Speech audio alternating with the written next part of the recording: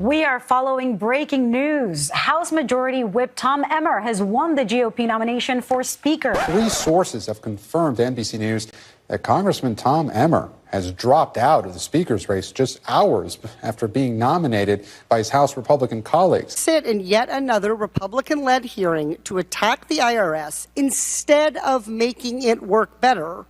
Other Republicans are off slashing our entire Congress at the same time. The most opportunistic Republicans have spent so long attacking our government that now Republicans don't even trust each other. Well, let's check in on the movements of the next GOP Speaker candidate.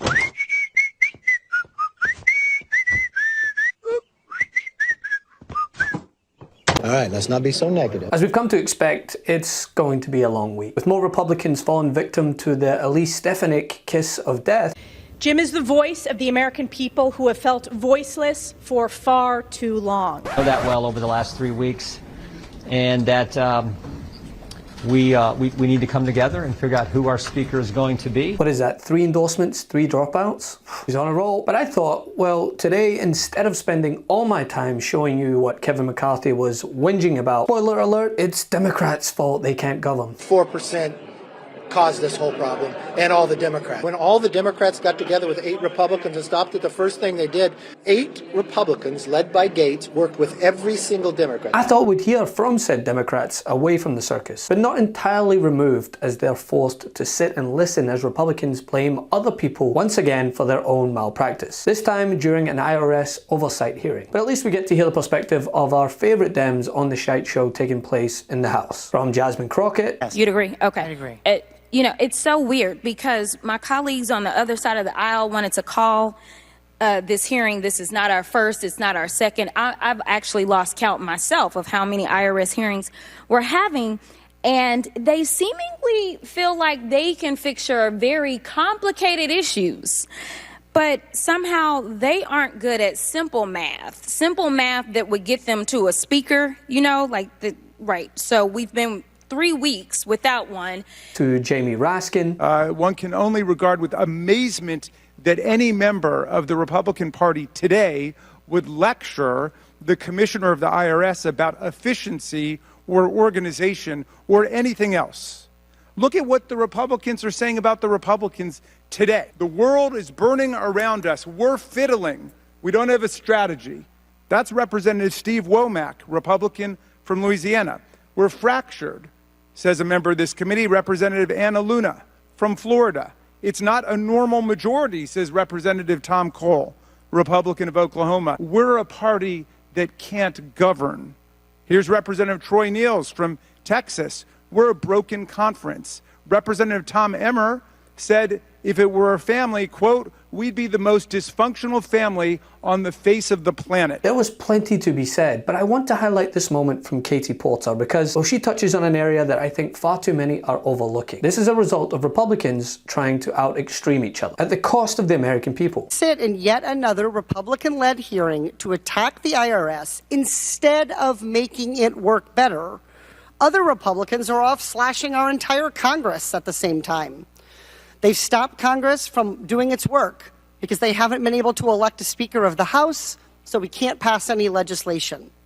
The most opportunistic Republicans have spent so long attacking our government that now Republicans don't even trust each other. But that's what the opportunists wanted: a weak Congress, a weak IRS. It's what they call smart government. But in reality, it's a federal government that can't serve its people. Right now, the opportunists are creating that reality. I mean, just listen to what Marjorie Taylor Greene had to say on why she wouldn't vote for Tom Emmer for Speaker. But I couldn't support him for Speaker of the House. His voting record is what turned me. He had voted against President Trump's ban on transgenders in the military. He voted for the Democrats' gay marriage bill that opens up churches and other places for lawsuits if they use their faith and stand against it. He was for the national popular vote.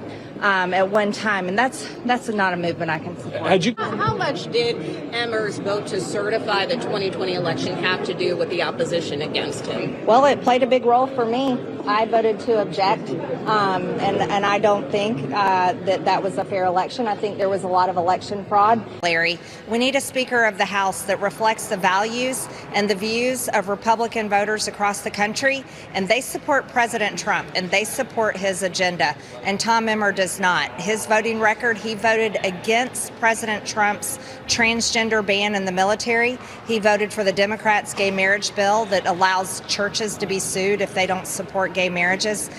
He also, once had supported the voting rights of the national voting movement that was completely against what we stand for. So that we can't have that for a Speaker of the House. But I'm glad Tom has dropped out of the race, and we've got to work hard to find someone that does support President Trump and does support Republican voters across the country. So in layman's terms, she's saying he's not bigoted enough for the MAGA crowd. And what she means by reflects our values is basically whatever comes out of Donald Trump's mouth. To the United States, I don't think a lot of good things are going to happen. And I will implement strong ideological screening of all immigrants. If you hate America, if you want to abolish Israel, if you don't like our religion. Most favored Bible verses are and why? I wouldn't want to get into it because to me that's very personal. You know, when I talk about the Bible, it's very personal. So I don't want to get into verses. I don't want to get into. There's no verse that means a lot to you that you think about or cite? The Bible means a lot to me, but I don't want to get into specifics.